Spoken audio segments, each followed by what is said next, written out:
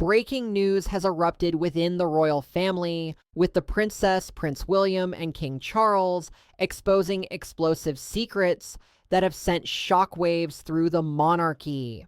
In a dramatic turn of events, Meghan Markle and Prince Harry face arrest amid allegations of a massive blackmail scheme. Heightening the tension even further, the princess has handed over emails that could irreversibly reshape the royal narrative. According to these startling disclosures, Prince Harry stands at the center of a blackmail plot involving confidential palace archive documents that were never meant for public eyes. Evidence suggests he intended to leak these classified materials to media outlets in exchange for leverage, placing the entire monarchy's future in peril. As the royal family confronts the fallout, the British monarchy's trajectory could be forever changed. Brace yourselves for more bombshell revelations that have left the world reeling. Before we continue, don't forget to like, subscribe, and turn on notifications to stay informed of each unfolding detail. This saga began, as many royal scandals do, with an almost imperceptible whisper rather than a public outcry. At 6:14 a.m. on a misty Thursday in Windsor, a junior palace aide stepped into a secure communications room and discovered a flickering red alert on a rarely used internal channel. The subject line read, "Flagged archive access request," and the sender's IP address, blacklisted for over 2 years, was like a digital ghost rising from the shadows. While many might have brushed this off as a routine tech glitch, this particular aide knew better. She recognized the high stakes and rushed the message to the princess within 23 minutes. By noon, the Queen's only daughter had uncovered a volatile scandal capable of rattling the monarchy to its core, jeopardizing familial ties, and paving the way for the once unthinkable Prince Harry and Meghan Markle's arrest for an alleged conspiracy to blackmail the royal archives. To understand how it reached this point, we need to rewind. For months, palace corridors had hummed with rumors about missing files, tensions among staff, and a perplexing hush from top royals. Following Queen Elizabeth II's death, King Charles III initiated swift changes, and on the surface, stability reigned. Beneath that polished facade, however, lurked challenges. Some blamed the rift on Harry's memoir, others cited the Netflix and Spotify debacles, or the unrelenting paparazzi chasing the Sussexes. But these were just surface-level symptoms. Behind the scenes, a more insidious problem was brewing. Encrypted emails, unauthorized logins, and covert digital footprints that few were equipped to spot, let alone track.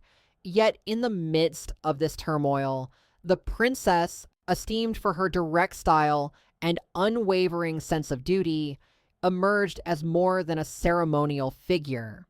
Serving as the monarchy's steadfast guardian, she found herself examining suspicious digital logs that pointed to a trove of emails linking clandestine royal documents, hidden recordings, and private dealings with international media.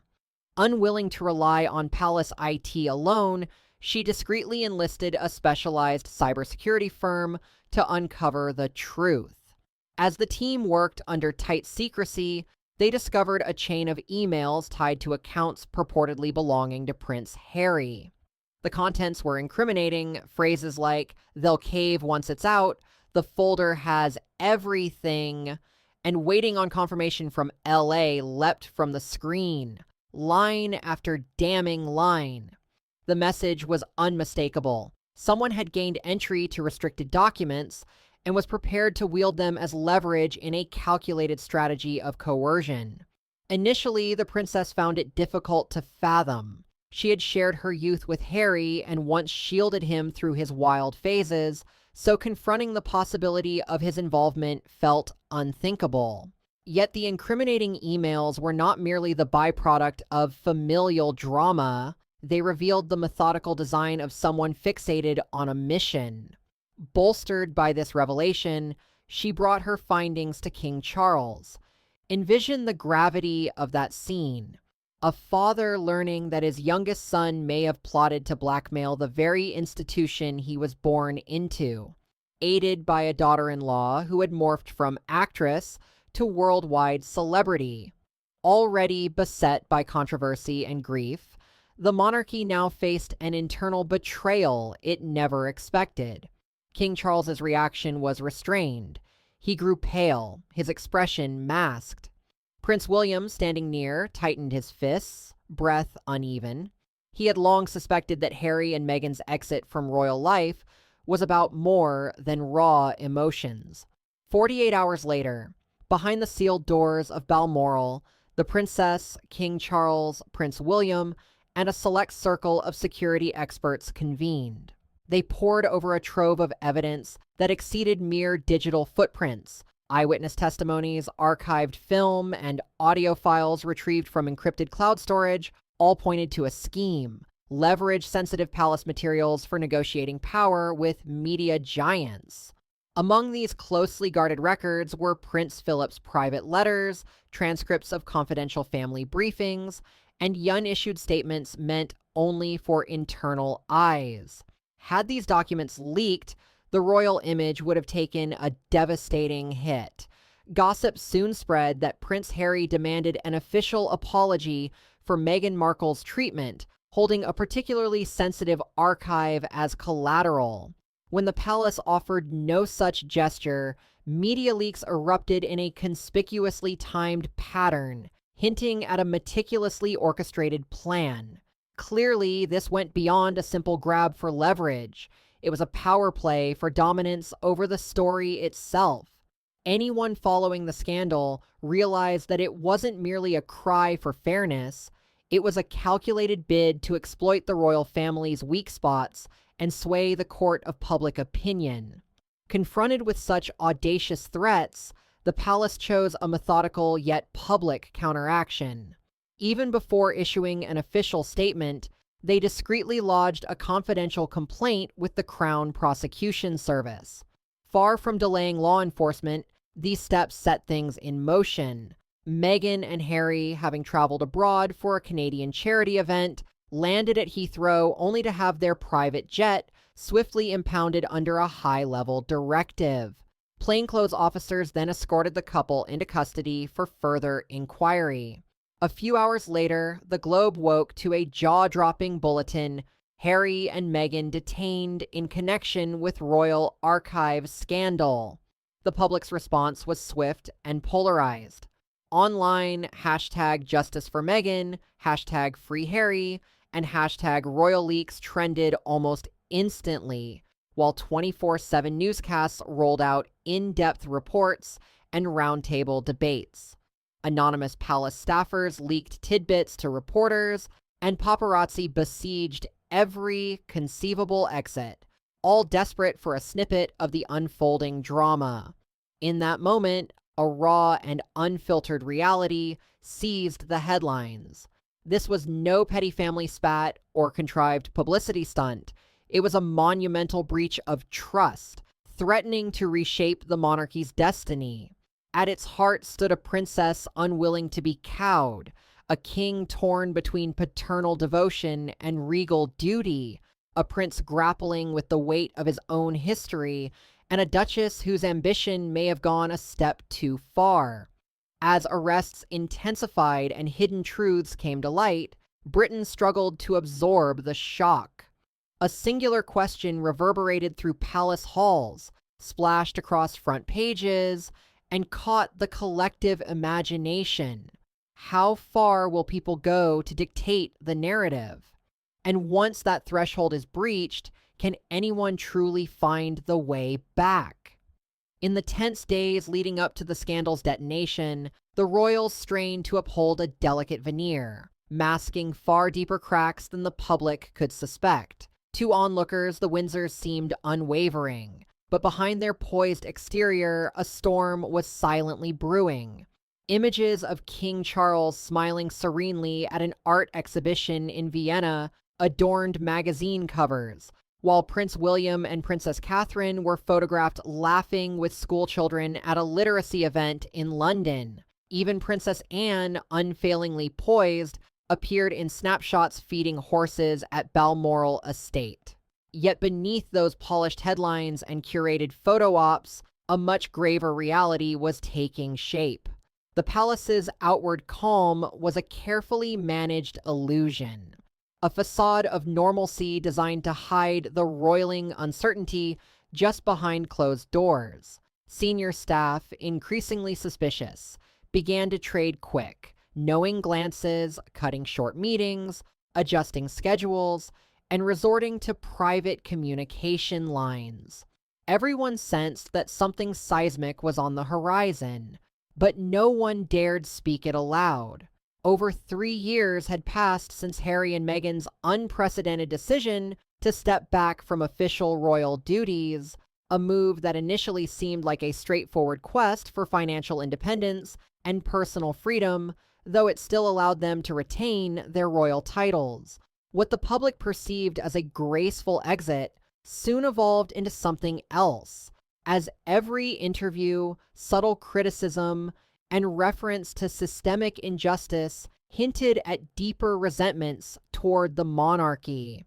Then came the lucrative contracts with streaming giants, the much-discussed memoir, and a podcast offering intimate glimpses into their rift with the royal family. Each release amplified the same theme. The Duke and Duchess of Sussex were reshaping global perspectives on the monarchy, framing the institution in a light that put them firmly in the role of misunderstood outsiders. Initially, Buckingham Palace clung to its age-old philosophy: answer controversy with silence. This time, however, that tactic fell short. The global appetite for the Sussexes' story only grew, and every new headline chipped away at the royal family's standing. In Britain, opinion was split. Beyond its shores, particularly in the US, sympathy for Harry and Meghan took on a life of its own. But not everyone within the monarchy was convinced of their righteousness. Princess Anne, unwavering in her commitment to duty, had harbored doubts from the very beginning. Her life had been marked by dignity and quiet resolve, even through her own personal challenges. She viewed the spectacle surrounding Harry's complaints not merely as an outcry of genuine hurt, but possibly as a deliberate, long-range plan. Although the monarchy boasted centuries of tradition and an undeniable resilience, it was more fragile than it appeared, both as an institution and as a family of real people, vulnerable to betrayal. It had endured wars, abdications, public scandals, and bitter divorces. Yet nothing in its past equaled the threat posed by a modern couple who wielded their insider knowledge against it. King Charles, despite his decades of preparation for the throne, found himself torn between paternal affection and sovereign responsibility. He had always hoped his son could be trusted. He never expected that trust to be so starkly tested. Even so, the day-to-day rhythms of palace life appeared unchanged. Footmen continued to draw ornate drapes each morning, silver trays of tea passed through corridors, and the Queen's beloved corgis, now in Charles's care, still wandered the halls. Outward tradition remained intact, but beneath the glossy routines, something corrosive had taken hold. The royal archives, valued more highly than many intelligence files, were compromised more than once. At first, palace staff waved off odd login attempts as mere system glitches. But when an expired access request appeared, eyebrows were raised. One member of the family set herself apart with her methodical and disciplined approach. While certain royals responded emotionally, she fell back on the expertise gleaned from years of leadership roles and stringent public scrutiny. She never allowed spectacle to guide her. Instead, she operated quietly, with almost military precision. Observing suspicious scheduling mishaps, irregular logs, and inexplicable interest in old family documents, she acted without delay. By circumventing the usual channels and confronting the archive keepers directly, she unwittingly cracked open the initial layers of a sinister plot. Her investigation began with a simple note: Prince Philip's decades-old letter to Queen Elizabeth. It was sealed and archived according to protocol, yet a request to read it came from a source whose IP address was linked to foreign intelligence activity. The letter itself might have seemed mundane, an affectionate message from one spouse to another, but its timing was anything but random.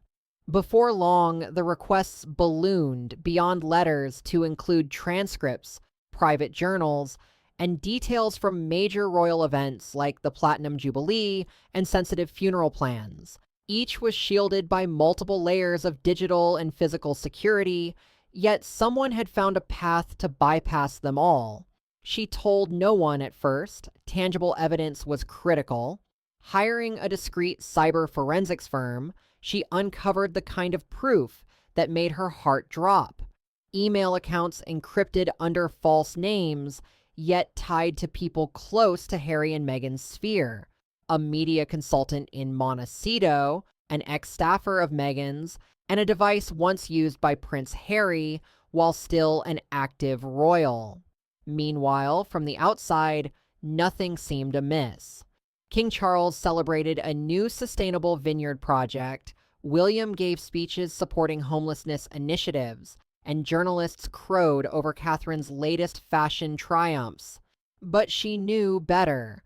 She held the digital breadcrumbs leading straight to a betrayal from within. Page after page of cold, strategic communications pointed to a plan built on manipulation, rather than any genuine call for justice. Once she recognized the severity, she took swift measures to protect the monarchy, demanding specific voice recordings by Thursday and flagging a QP confidential file, a hidden collection never meant to leave the family's private vault, signaled just how grave the situation was. Her demeanor never fractured into panic, nor did she resort to emotional outbursts. Instead, she secured the palace's digital networks, gathered indisputable logs, and laid the evidence before King Charles. In that moment, the genteel calm of the royal household was shattered, setting a storm in motion that few had anticipated. The uneasy stillness within those grand royal corridors shifted almost instantly. Every whisper carried more weight. Each footstep echoed with heightened urgency. Staff whispered questions about why archive servers had been abruptly shut down, and those in the know exchanged tense looks. The royal archives rarely went dark. Teams diligently worked around the clock to protect centuries of irreplaceable documents. Now the palace's storied history was under direct threat. A dedicated digital management team worked around the clock to safeguard over a millennium of royal history, meticulously cataloged, encrypted, and backed up across secure private networks. Learning that the palace's central server had been powered down without warning was like discovering that a vital timepiece, one that had regulated daily life for generations, had simply stopped. There was no official email from IT, no memo from the master of the household, and certainly no explanation from senior staff. Instead, the corridors were filled with the uncomfortable hush of unanswered questions. Almost at once, beloved familiar faces began to vanish from the palace halls. A junior aide to King Charles was quietly reassigned, while a communications staff member abruptly went on leave. No one knew why, or if they did, they dared not speak of it. Rumors inevitably followed. Fleet Street reporters reached out to their usual inside sources, hoping for confirmation of a data breach or at least some sign of an internal crisis. This time, the silence was absolute, an unsettling shift in a place where gossip normally circulates like currency. Even the small details took on a heightened significance. A royal press officer sprinting across the courtyard at dawn, clutching a sealed folder under her arm, Princess Anne's office abruptly canceling all external commitments for 3 days, Prince William postponing a planned video message for a charity, citing unexpected scheduling conflicts. Then came a midweek visit from the royal housekeeping team, an odd sight as they typically appeared only on Fridays, moving through the halls with tense expressions and mysterious tasks. Each of these minor anomalies on its own might have seemed harmless. Together, they hinted at a deeper disturbance. Against this backdrop of muted chaos, Princess Anne commenced a personal investigation. She bypassed full security briefings and ignored the protocol of arranging formal meetings. Instead, she asked for a quiet, off-the-record conversation with Elizabeth Vaughn, a longtime palace technician whose loyalty over 16 years made her an invaluable source of truth. They met in a seldom-used underground archive room beneath the palace library, once repurposed for storing documents during World War II. Its rough-hewn walls bore scars from old temperature gauges and wartime utility fixtures, and by design, no cameras were installed there. Princess Anne arrived alone. Elizabeth was already waiting, standing before an ancient steel table covered in printed logs and document sleeves. Later, whistleblower accounts revealed that no one else was present. Without preamble, Princess Anne closed the door. "Show me what no one else is supposed to see," she said. Elizabeth complied, unveiling an unsettling trail of evidence. First were the server logs from the last 3 months, each entry tied to a clandestine shadow account that had somehow remained active after the Queen's passing. The account took advantage of a long-forgotten override protocol, innocuously named Concert Access 2017, which granted privileged entry to the royal archives.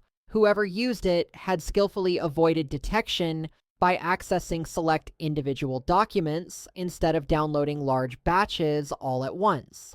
Among the targeted files were Prince Philip's classified memo about a meeting with Commonwealth leaders, the Queen's own reflections on Charles's early role as heir, and transcripts of crisis discussions during Princess Diana's divorce. On their own, these items were powerful glimpses of the monarchy's private life. Together, they formed a treasure trove of emotional, historical, and potentially scandalous content. As Princess Anne pored over the printed logs, the timestamps caught her attention. Many coincided suspiciously with moments when major interviews or media engagements involving Harry and Meghan were in the works. When she pressed Elizabeth about tracing the activity to a location, the technician handed over a sealed envelope containing a USB drive registered to a private IP address in Montecito, California. That revelation forced the princess into a stunned silence. At length, in a measured tone, she praised Elizabeth's diligence and ordered the findings kept secret for 2 more days.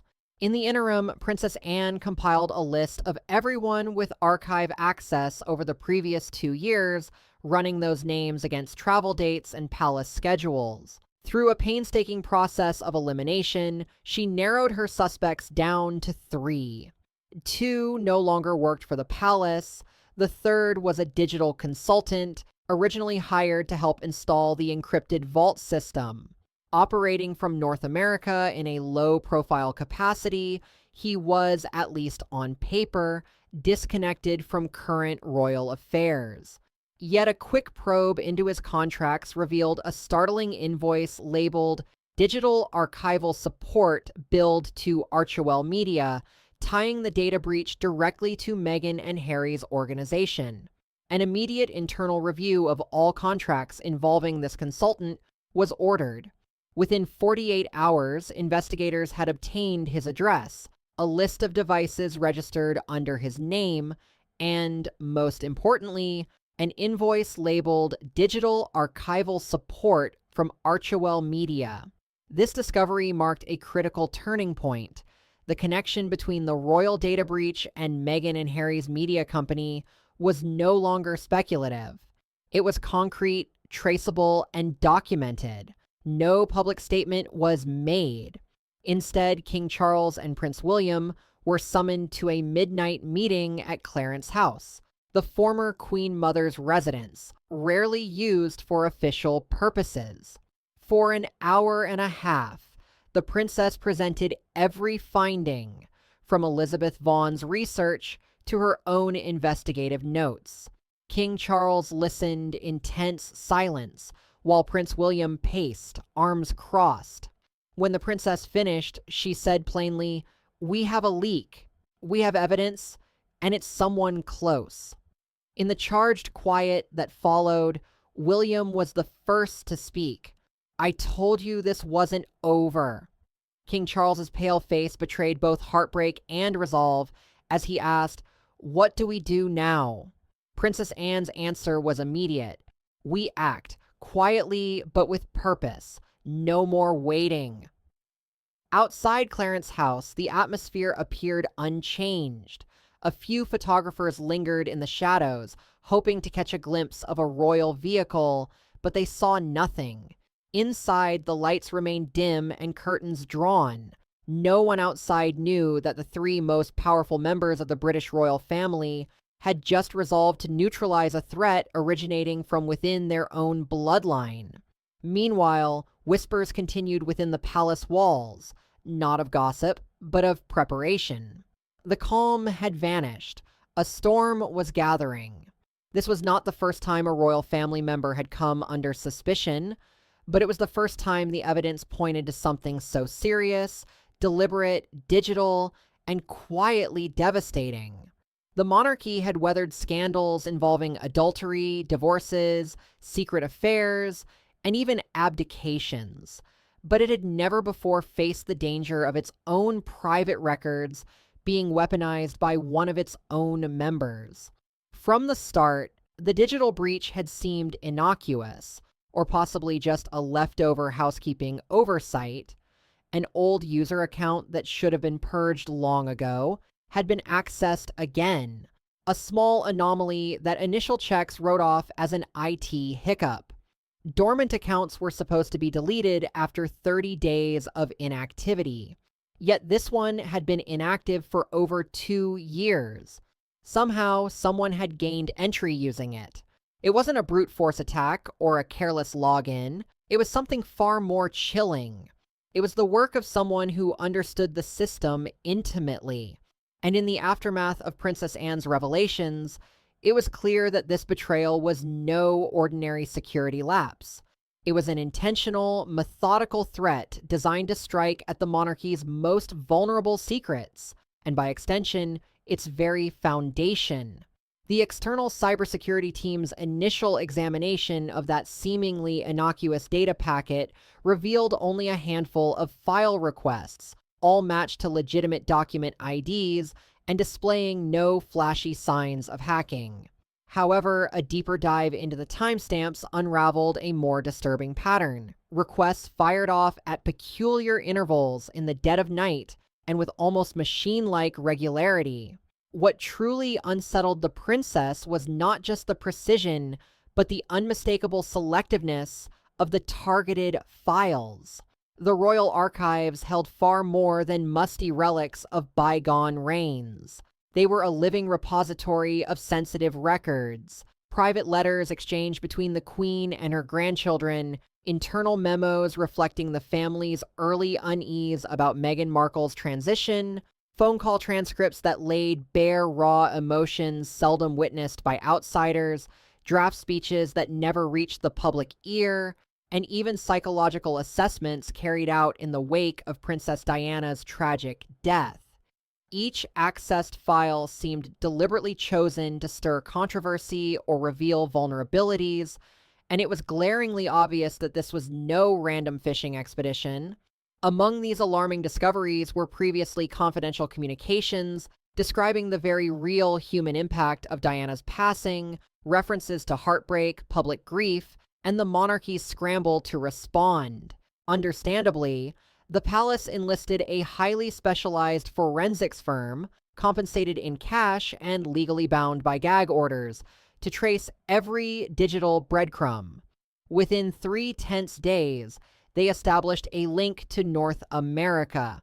It transpired that a remote access Trojan had commandeered a former palace staffer's computer, which had not been in active use since it was disconnected from Kensington Palace systems over a year prior. The attackers displayed remarkable cunning, routing through public hotspots and layering themselves beneath VPNs hidden behind shell companies across various jurisdictions, from Delaware to British Columbia to Los Angeles. Yet, as is often the case, one slip, a fragmentary IP leak during a password re-authentication, pierced the digital veil and pointed directly at a property in Montecito, California. This was the same Montecito estate that countless tabloids had already pegged as Harry and Meghan's new home. So precarious was this revelation that King Charles decided the matter must be kept on lockdown. Even the Home Secretary remained in the dark, as the monarch refused to allow speculation to poison the situation. If his own son was entangled in this infiltration, Charles demanded proof that no one could call into question. Meanwhile, the princess found her patience thinning. She insisted on seeing all emails correlated to the suspect logins in printed form. To her dismay, what lay before her was unequivocally chilling. Written in terse, cryptic prose, the correspondence hinted at a deliberate strategy based on blackmail and the manipulation of public perception. The tone was transactional and cold, filled with language implying leverage, coercion, and intent. One message simply stated, "Once it's out, they'll have no choice." Some messages went so far as to name specific documents, including a folder ominously labeled Queen's Protocol, that, if exposed, would catch the palace off guard and likely force them into submission. Another note referenced an imminent call with New York, implying an intention to coordinate or time the leak with a major media outlet.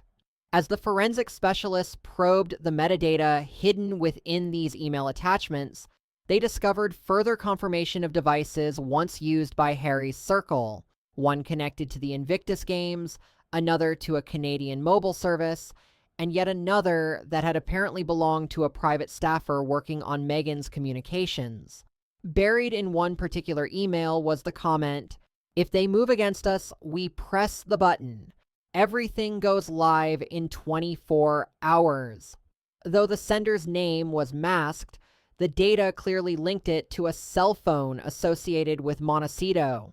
At this stage, the forensics firm alerted the palace that the gravity of the breach extended beyond mere family disputes. Certain files were covered by the Official Secrets Act, indicating a potential threat to national security.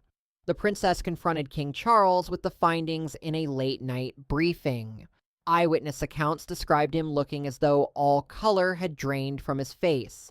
He asked repeatedly if they were absolutely sure the evidence was valid, and each time was met with the same unflinching response: yes. The king finally responded, "It's him and Meghan," though those words hung ominously, unelaborated. Instead, the princess produced a second binder containing a chain of emails tracked to a Beverly Hills PR consultancy that Meghan had utilized soon after leaving royal life. The firm's messages, too, hinted strongly that they were aware of the compromised archives. One note, in particular, referenced a sensational final letter from the late Queen. Its existence had never been disclosed to the public, raising the question of how these outsiders could possibly know about it. It referenced Queen Elizabeth II's private farewell letter, never made public, raising the question of how they even knew it existed. At an urgent meeting in Clarence House, King Charles, Prince William, and the princess examined printouts of the most incriminating communications. Prince William remained quiet for several agonizing minutes, his expression a study in controlled fury, as he repeatedly clenched the edges of the pages until they crinkled. When he finally spoke, he asked only, "How far have they gone?" The princess admitted they had yet to gauge the complete breadth of the infiltration, but backups had undoubtedly been made. William inhaled slowly, then declared, "Then we cannot allow fear to stop us." Even as the palace reeled from these revelations, routine appearances continued, albeit under a veil of urgency. Server access was immediately locked down, and only a handful of the most trustworthy senior staff were allowed to handle communications. The damage had already begun. It was mid-morning when the news arrived. The palace had been on high alert, and the princess had already delivered her findings. William had given his quiet assent. King Charles, initially hesitant, had finally accepted the harsh reality. Someone within the royal family had betrayed them, not only on an emotional level, but on an operational one as well. The atmosphere inside Buckingham Palace shifted dramatically, moving from confused disarray to a state of cold, calculated precision. Every action was now deliberate. The communication team was reduced to only the most trusted advisors. Security protocols around the archive servers were significantly tightened, and most importantly, all external access to royal data across departments was completely suspended. Still, a new crisis arrived swiftly. At exactly 10:34 a.m. London time, a heavily encrypted message surfaced in Sir Nigel Thornberry's inbox. As the royal legal secretary, Thornberry had weathered everything from small-time blackmail to near-constitutional crises, yet he turned pale on reading the subject line. Final warning! Analysts swiftly matched its IP signature to that same hidden network. This time, the message threatened to release everything if certain unspecified demands weren't met, implying a ticking clock that only escalated the monarchy's sense of impending danger. Inside Buckingham Palace, the atmosphere hardened into something akin to a war room. Loyal staff circulated through quiet corridors, speaking in hushed, urgent tones. The message was brief, just 2 paragraphs, with the subject line reading, "Final warning. Sir Nigel, known for his unwavering commitment to protocol and his detachment from royal drama, opened it immediately. Over the years, he had handled thousands of documents, contracts, complaints, lawsuits, even threats. But this message was unlike any other. Its first line was blunt, almost chilling in its brevity. If the firm doesn't reverse its stance, the archive material will be released within the hour. No pleasantries, no formal address, just a stark ultimatum. Attached was a single file. Keen Emergencies Check 97, and when Sir Nigel opened it, he found himself staring at a document bearing the late Queen's private insignia. The archival seal visible on the page marked it for the monarch's eyes alone. This was more than a rare and valuable piece of royal history. It was classified by the palace's stringent internal security protocols, some of which Princess Anne had devised after a breach 2 decades earlier. Even more jarring was the document's content. It referred to Princess Diana in uncomfortably explicit terms, referencing a contingency plan drafted shortly after her tragic death. The text laid out strategies for managing any unforeseen controversy or scrutiny surrounding Diana's final days, a plan never intended for public consumption. It offered sanitized talking points, press guidelines, and subtle distancing tactics the senior royals could employ if external investigations threatened to unearth hidden details. This was not something the family ever wanted the world to see. Locked away in the innermost vault of a particularly turbulent era, the file had all but vanished from living memory. Now it was paraded on Sir Nigel's screen like a lure or a loaded gun. Stunned, Sir Nigel hurriedly printed the document and took it straight to King Charles, whose complexion reportedly turned ashen the moment he recognized the seal. His hands shook slightly, though he quickly attempted to hide it, then passed the pages to Princess Anne as she entered. Skimming them, she uttered only 6 words. "This is the one. It's compromised." The king asked how such a highly sensitive file could have leaked at all. The truth was that no one could pinpoint a single culprit. Everyone from the head archivist to the digital forensics team had their own theories, ranging from internal sabotage to sophisticated hacking. What they knew for sure was that the file came from the inner vault, a locked-down server restricted to just 5 individuals in the entire palace household, one of whom was Prince Harry, back when he was still a working royal. Yet the true devastation lay not just in the threat to release the document, but in the email's cold, almost transactional tone. It presented no appeals for empathy, no effort to clarify a grievance, only a promise of retribution and exposure. "You have denied accountability for too long," read the second paragraph. "This will ensure you are forced to answer. The world deserves to know what lies behind the curtain. There are more files." No names signed off, but the metadata tagged to the attached document revealed that it had been opened using a macOS viewer recently traced back to an assistant of Meghan Markle. For King Charles, the gut punch was immediate. This wasn't a clumsy attempt at ransom or a plea for understanding. It was a methodical move in a high-stakes game of leverage. Disturbingly, the email never once mentioned financial compensation, changed statements, or expansions of royal titles. There was no singular, easily defined demand. Instead, the subtext was that controlling the monarchy's archives gave the sender control over the monarchy's entire narrative, rewriting centuries of history in one swift digital breach. Princess Anne acted quickly. She instructed palace security to cross-reference every device that had accessed the archive in the previous 5 years. What they found widened the scope of the investigation to unprecedented proportions. The infiltration included computers and tablets once assigned to a former royal photographer, a MacBook that had traveled with Harry and Meghan on their Australian tour, and even a home office desktop used by Meghan herself during her short-lived remote involvement in palace projects. Some of these devices had ended up sold, junked, or handed down without proper data wipes, leaving behind partial or complete access credentials.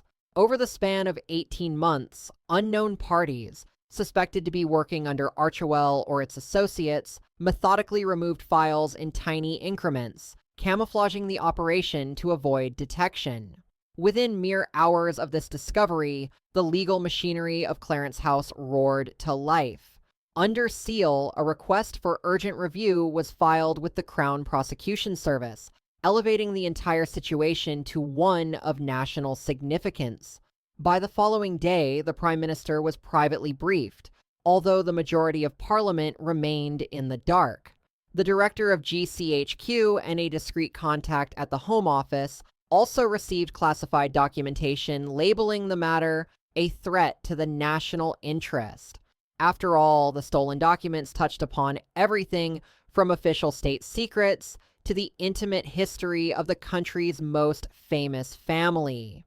Given the significance and breadth of what had been taken, there was no question that the monarchy was under siege from within. Then came yet another blow. Forensic analysts inspecting the email's routing discovered a residual connection log not fully masked during file upload. That log pinpointed Santa Barbara County, the exact region where Harry and Meghan resided, just minutes before the file reached Sir Nigel. It left little doubt as to who stood behind the curtain. In response, the palace pivoted into near total lockdown. Courtiers normally prone to idle banter grew tight-lipped, and senior staff meetings took place only behind sealed doors.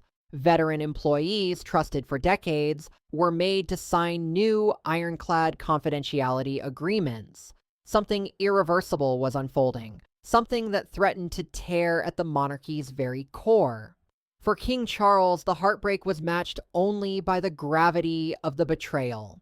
Over the years, he had navigated the tensions between a public clamoring for transparency and the crown's ancient instinct for secrecy. Yet nothing prepared him for the possibility that his own son might wield the monarchy's private records as a cudgel. In a distinctly uncharacteristic move, he said nothing publicly. Instead, he convened Princess Kate and Prince William for a somber meeting at dusk in a seldom-used study overlooking Windsor's hidden gardens, a place where Queen Elizabeth once drafted personal correspondence.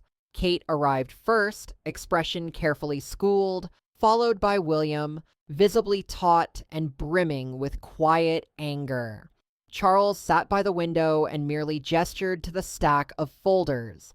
William's first question was simple and direct. Is it confirmed? The king responded by tapping the topmost folder. Look for yourself. As William read through the files, IP traces, device trails, personal accounts, his jaw tightened and he pressed the pages onto the table with both hands. It's him, he said quietly, voice flat with a mix of resignation and fury. Charles, his gaze fixed on some distant point outside, nodded slowly. Kate was the first to break the suffocating silence, her voice clear and steady.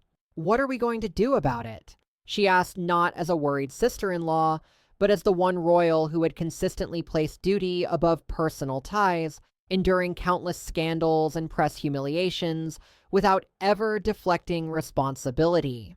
For her, the monarchy had always been a binding commitment, rather than a mere family bond.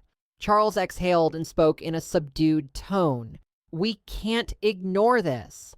William agreed, his fists clenched, though his voice lacked anger. Instead, it brimmed with a kind of icy resolve.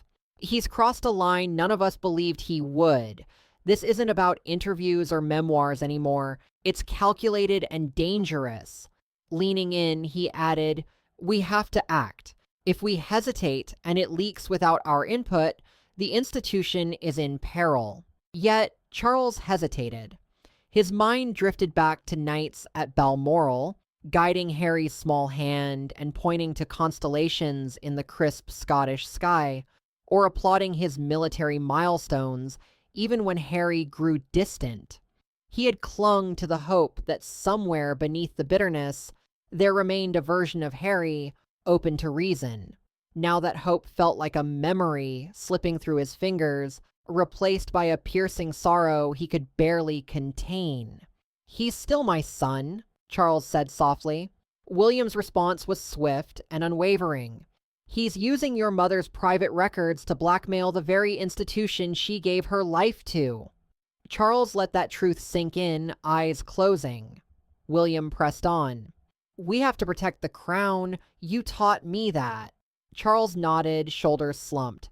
If we don't move swiftly, we'll be facing a string of leaks for years, and once certain files see daylight, it's over. There's no undoing that damage. With resolve tightening his features, Charles straightened. Then we proceed. But any legal maneuver, even if quietly executed, would unleash a wave of consequences they couldn't fully predict. The strategy, at least on paper, was straightforward. First, lock down every single digital pathway into the royal archives, hunting down old credentials on any device that might still access them. Next, mobilize the palace legal team to draft sealed charges while investigators completed their probe. After that, privately bring in the Crown Prosecution Service to see if the transgressions rose to the level of an official Secrets Act violation. Finally, and still unspoken, prepare for the possibility that Prince Harry and Meghan Markle might actually be arrested if the evidence damned them beyond doubt. Although nobody was ready to utter arrest aloud, the specter of it loomed in every corner, waiting for the right moment to pounce. Over the next 24 hours, the royals moved more like a clandestine unit than a ceremonial family. All communications were encrypted, fragile documents were escorted under military protection. Even the royal press office switched tactics and began issuing a curt no comment whenever the Sussexes came up. Despite their united front, the emotional cost was immense. For William, it vindicated every suspicion that had simmered since Harry and Meghan first distanced themselves from official duties. He'd tried patience, heeding Charles' advice to give them room. But now he saw not just a separate path, but a meticulous scheme carried out under their noses, perhaps for far longer than any of them realized. Kate's reaction was more internal. After each planning session, she retreated into contemplative silence, her expression growing more severe by the hour. She canceled minor engagements, took fewer phone calls, and poured her energy into safeguarding the monarchy at all costs. Charles, meanwhile, wrestled with a conflicting blend of heartbreak and cold realization. Each newly presented folder chipped away at the last sliver of hope that Harry might still be a misguided rebel rather than a calculated threat. Every thread of evidence, every login record and suspicious file pointed to his youngest son. While many aides whispered about Meghan's drive, her close ties to American media, and her knack for strategic planning, Charles knew Harry's participation was undeniable. Such a breach could not have happened without his input, or at least his tacit approval. The thought that he might oversee his own child's prosecution weighed on Charles like a boulder crushing any paternal warmth he had left. By the third day, Buckingham Palace itself felt permanently changed. The initial shock had hardened into clarity. Lines were being drawn between those who remained staunchly loyal and those who had strayed, whether physically or philosophically. The question was no longer if they would respond, but how far they would go. Soon after that pivotal meeting, everyone shifted focus. In the days following the pivotal internal royal meeting, the focus shifted.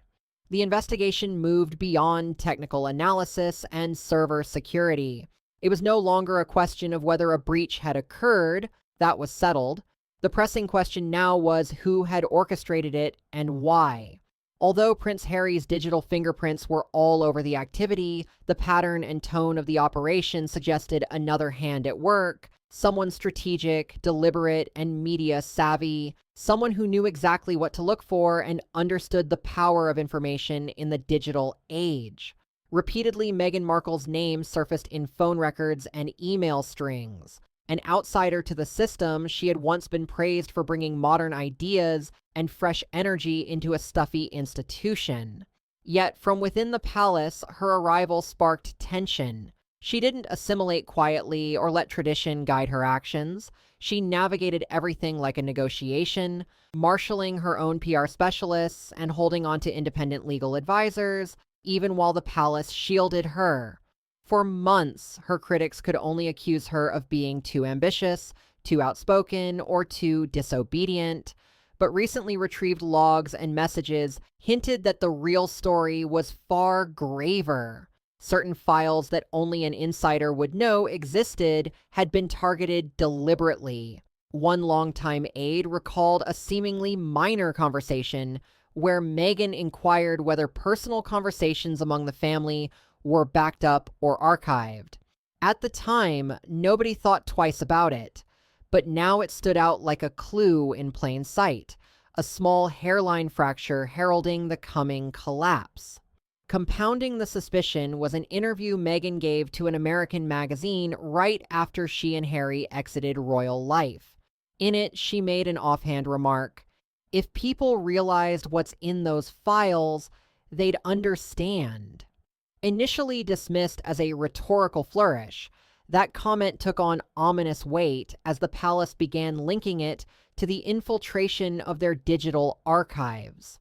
Under the supervision of Princess Name Redacted Duller, investigators dug through every possible angle.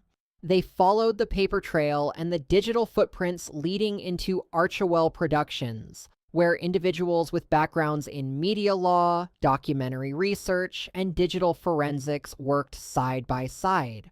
Fanbay cross-referencing staffers' resumes with the precise timings of each unauthorized entry revealed critical overlaps. One Archewell team member had spent years at a metadata-focused consulting firm. Another had experience in sifting through public records for a major streaming documentary project. When quietly approached, both individuals cut off contact immediately, refusing to provide any further information. Behind the palace's walls, the circumstantial evidence piled up, growing harder to ignore. A private IT expert with suspected ties to the archive breach turned out to be on Archewell's payroll via payments that never explicitly mentioned document retrieval. Instead, the invoices used vague descriptors like digital review consulting or security audit on remote data compliance, effectively disguising the real nature of the work. Yet the most unnerving clue emerged when investigators unearthed a voice memo tucked away in a secured folder shared by two former Archewell contractors.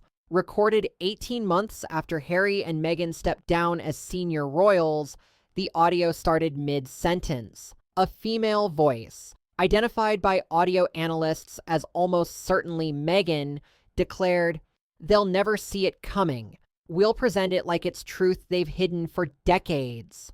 Though the conversation's full context remained murky, the underlying motive leapt out.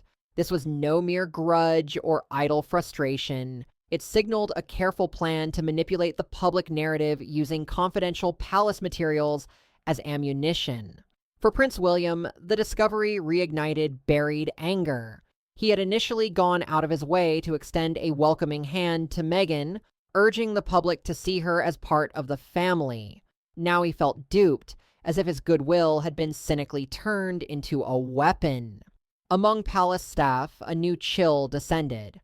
Those who once sympathized with Meghan's difficulties now scrutinized her past requests. Late-night calls to certain aides, urgent demands to pore over archived records under the guise of historical research. Details that once seemed benign, her fascination with transcripts from Princess Diana's charitable engagements, transformed into signs of a meticulously planned operation, especially given that these documents contained legal fine print about public messaging and philanthropic claims vulnerable to spin. Within days, the investigative dossier ballooned to hundreds of pages, brimming with printouts, financial statements, server logs, transcripts of voice recordings, and formal interviews with palace employees. Labeled Markle-Meghan Confidential, it was delivered under seal to the Crown Prosecution Service. Although not sufficient for immediate charges, the evidence intensified daily, and it appeared only a matter of time before it met the threshold for a formal legal response. Every new piece of the puzzle pointed to an organized campaign intent on forcing the monarchy's hand and reframing Harry and Meghan as truth-tellers, unveiling the palace's concealed past, no matter the collateral damage. The monarchy's most intimate records, the Queen's own personal archives, became their carefully chosen instruments. A swift, private conversation followed between Charles and a close confidant outside the royal chapel at Windsor. Speaking softly, Charles simply said, "Yes," acknowledging that major steps would have to be taken. She did not act alone, and both understood the gravity. Those archives symbolized the monarchy's foundation, maintaining traditions and guarding confessions that had survived countless generations. Each footstep echoing through the archive halls was laden with a reverence that went well beyond mundane record-keeping.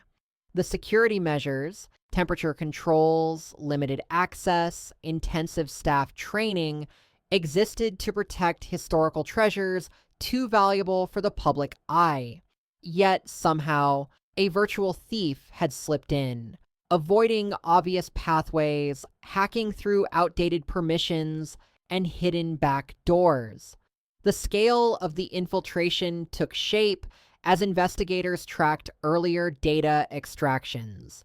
Among the first stolen materials, handwritten notes by Queen Elizabeth II recounting tense dialogues with Prime Minister Tony Blair after Princess Diana's death.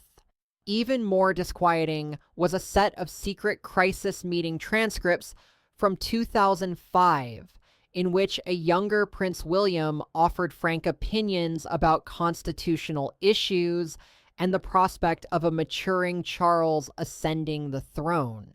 Then came the jaw-dropping revelation of emergency protocol files that covered palace strategies for scenarios ranging from a royal scandal to a potential abdication.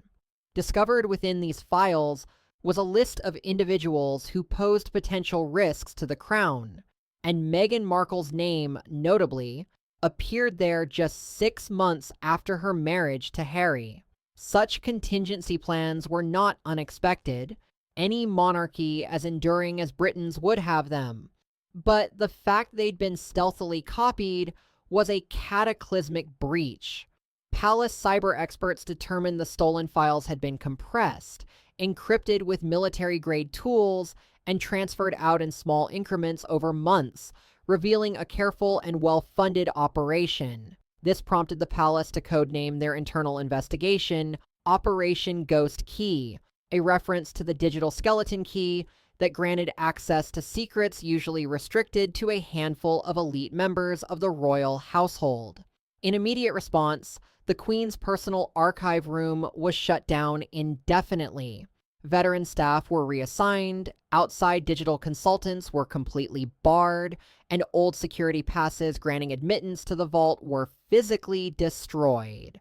New biometric checks were swiftly installed, and for the first time in modern royal history, only 3 individuals retained clearance: the sovereign, the director of royal records, and 1 princess.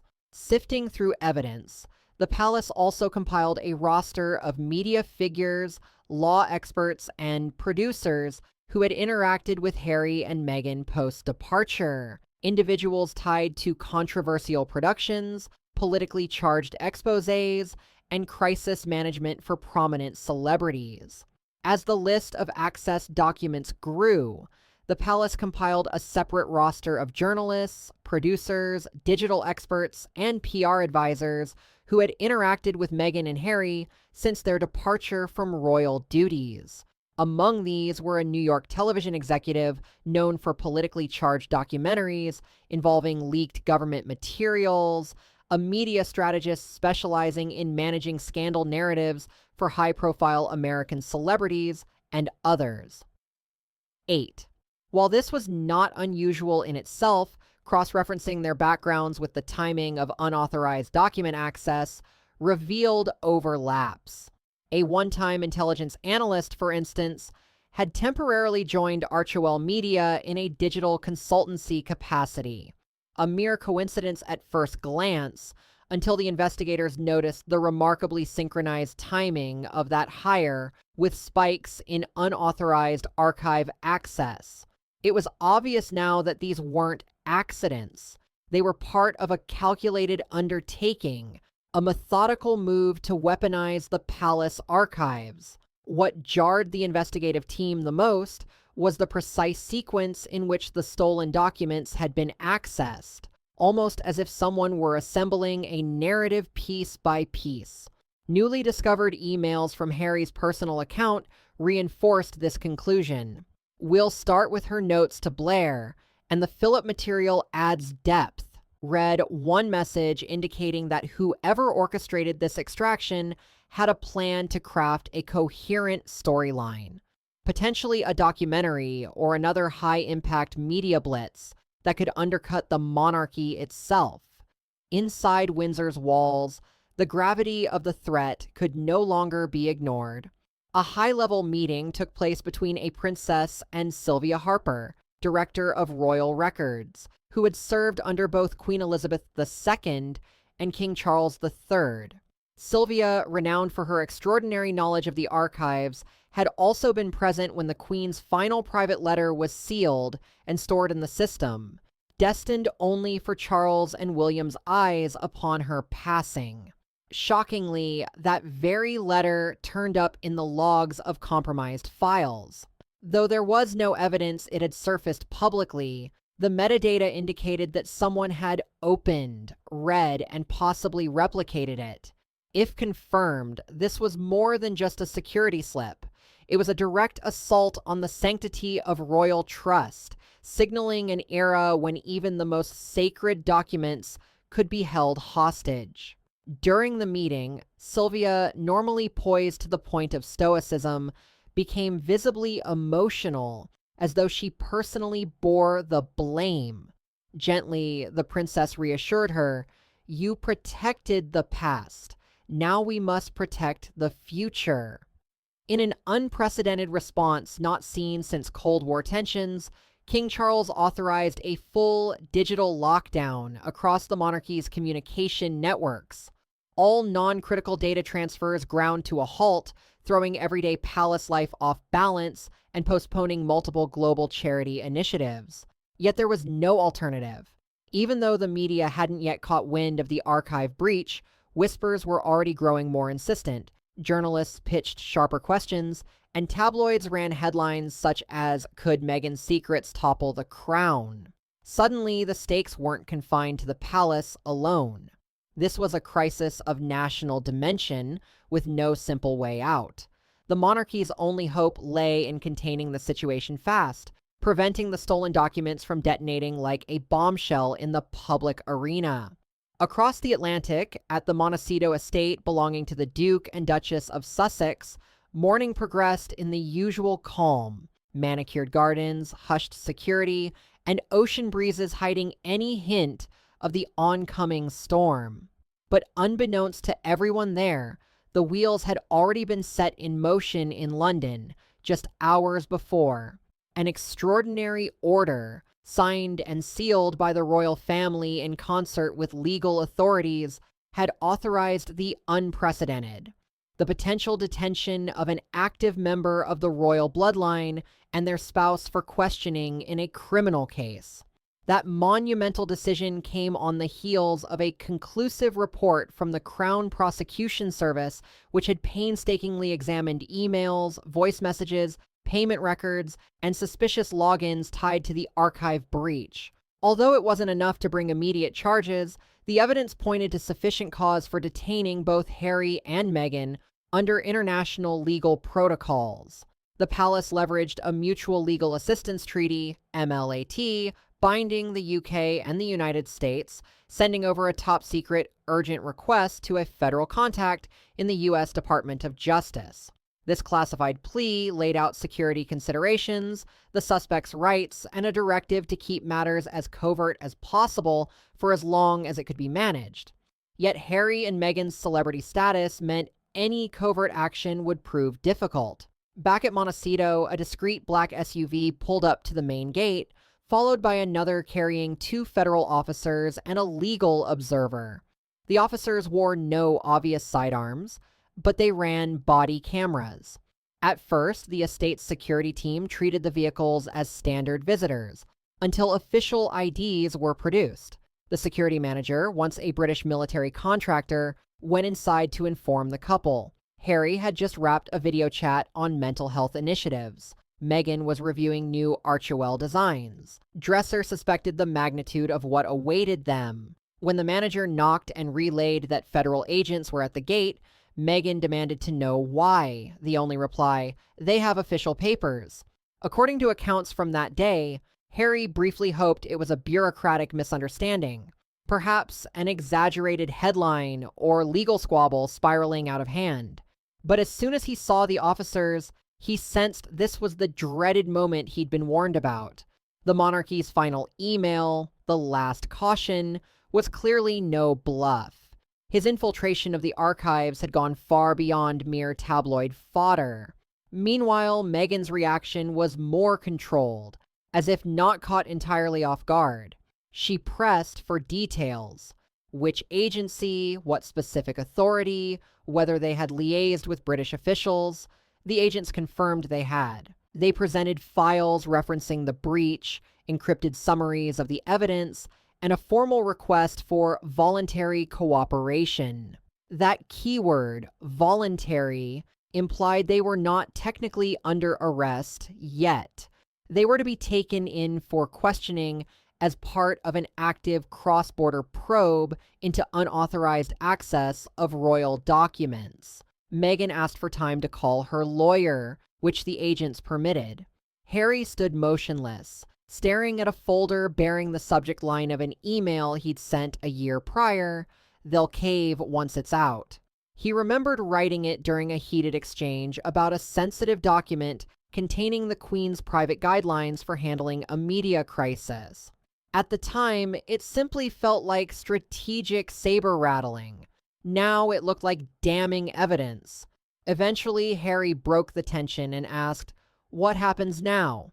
An agent answered calmly, "We need you both to come with us to make a formal statement. You'll be free to go once it's concluded, but this isn't optional." Meghan's attorney on speakerphone demanded a delay. The agent pointed out the MLAT directive, emphasizing, "This involves an active criminal investigation into the monarchy's private records." Before they fully grasped the implications, Meghan and Harry found themselves escorted into a black SUV.